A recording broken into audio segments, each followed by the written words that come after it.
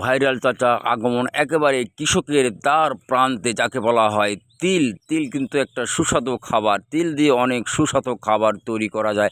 একবারে কৃষকের মাঠে এসেছি, এই সেই তিল বলা হয়ে থাকে। আমি চলে আসলাম আজকে দুর্লভপুর নলডাঙ্গা নাটোর ক্ষেত খামার নিয়ে আজকের এই আয়োজন। চারিদিকে শুধু মাঠ আর মাঠ, তিলে অফুরন্ত তিল রয়েছে। এবার তিলের কিন্তু বাম্পার ফলন হয়েছে এই সে দুর্লভপুর নলডাঙ্গা আর নাটোর, একেবারে কৃষকের দ্বার প্রান্ত। আপনাদের ভাইরাল চাচা, মাই নিউ ইউটিউব চ্যানেল নাম ইংরেজিতে ভাইরাল চাচা 1000। লাইক, শেয়ার, কমেন্টস এবং সাবস্ক্রাইব করতে ভুলবেন না।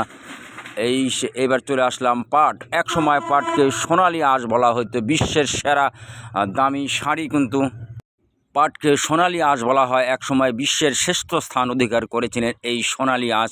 মুসলিমে শাড়ি দিয়ে কিন্তু সেই গৌরব কিন্তু আজ আমাদের আর নেই। এই সেই পাট আবার নতুন করে পাটের দাম কিন্তু অনেক বৃদ্ধি হয়েছে।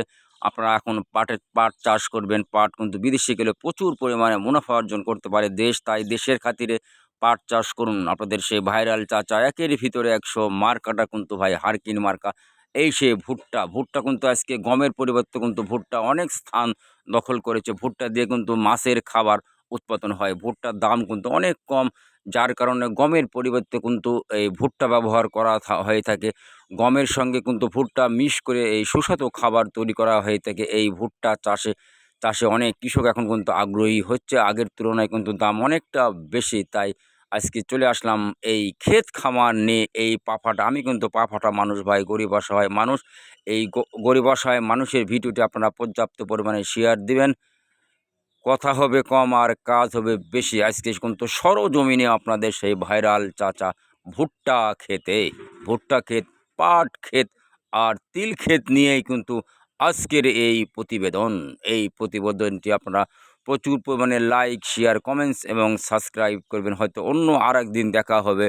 কোনো ভুল ত্রুটি করে থাকলে নিজ মনে ক্ষমা করবেন। আপনাদের সেই দেওয়ান ফারুক, দুর্লভপুর নলডাঙ্গা আর নাটোর থেকে। এটি মূলত নাটোরের শেষ সীমানা, বীরকুশা বাগমারার শেষ সীমানা, অত্রাই নৌকার শেষ সীমানা নাম্বার 3 আর মাথা নম্বর 4। এবার কিন্তু কৃষক ধান নিয়ে বিপাকে।